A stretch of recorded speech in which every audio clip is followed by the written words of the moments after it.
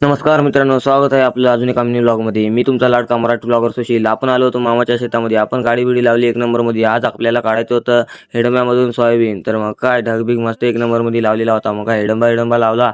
मग काय हेडंब्यावरच्या माणसं बघत होते नियोजन काय आहे काय नाही. मग नंतर आपण म्हणलो मामाचं शेत दाखवा. बघा मामाचं शेत एक नंबरमध्ये हिरवं तूर बीर दिसत होती.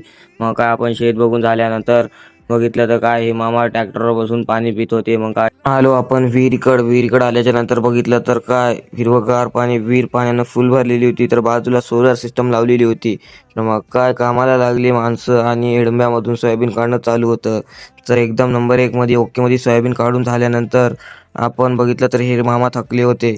तर मग काय आपण एवढे कट्टे झाले होते सोयाबीनचे, कट्टे बिट्टे बघून झाल्यानंतर तर मामासोबत आपण मारली विहिरीमध्ये उडी. मस्त आपण पोहण्याचा आनंद घेतला आणि निघालो घराकडे. भेटूया मित्रांनो दुसऱ्या व्लॉगमध्ये. लाईक, कमेंट, शेअर करा आणि सबस्क्राईब करायला विसरू नका.